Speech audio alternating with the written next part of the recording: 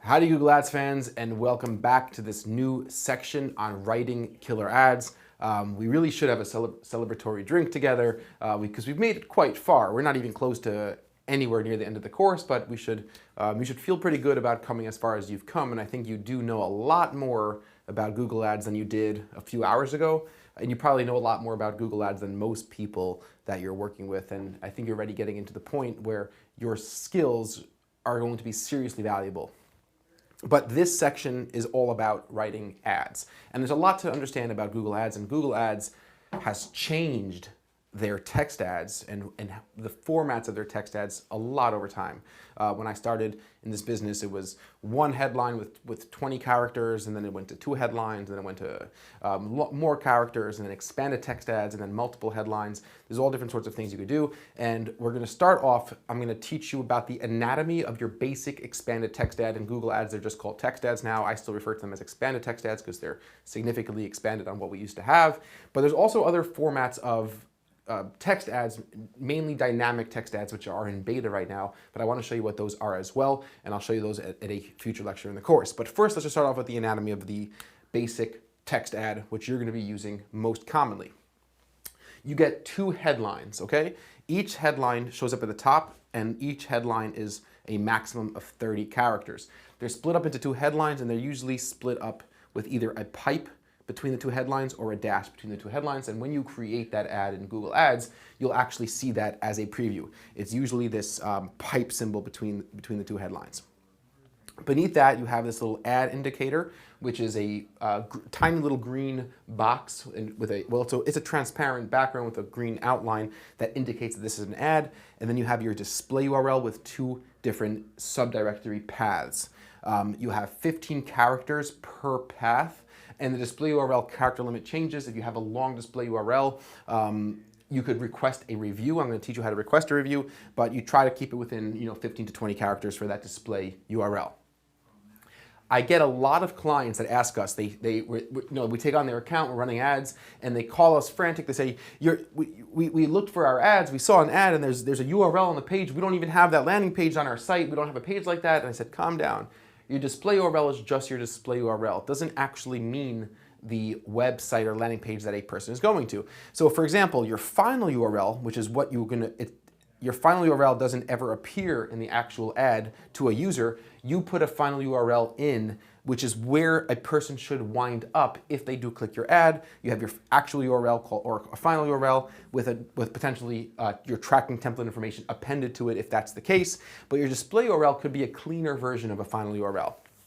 So for example, let's say we're talking about office chairs, and we're talking about, and we're doing rolling office chairs. So if I were to find that page on Poppin's website, it might be like rolling chairs /search equals whatever, right? It might be this really weird search results URL to get me to a page that just has rolling office chairs.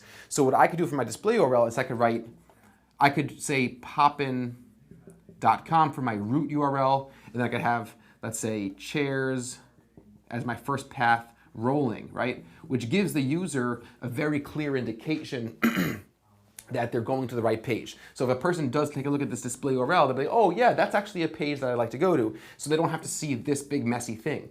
But this long URL, which I would copy from the menu bar or the browser address bar in my browser, that's what goes here in the final URL. That's the actual page. That's that long, ugly looking URL. And then you could clean it up, make it nice, and use this as part of your marketing.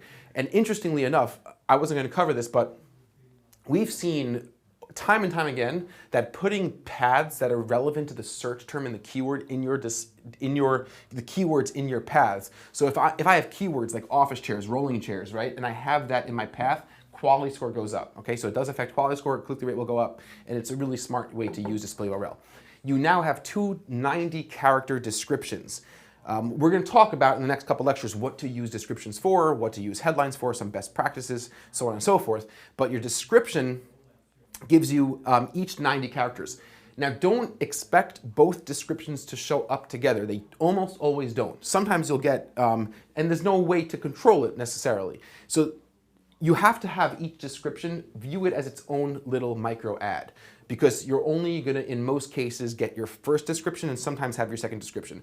Usually, when you get only one of your descriptions to show with your ad, you always have at least one of them showing. You'll never have an ad with just your headline. You always get the description.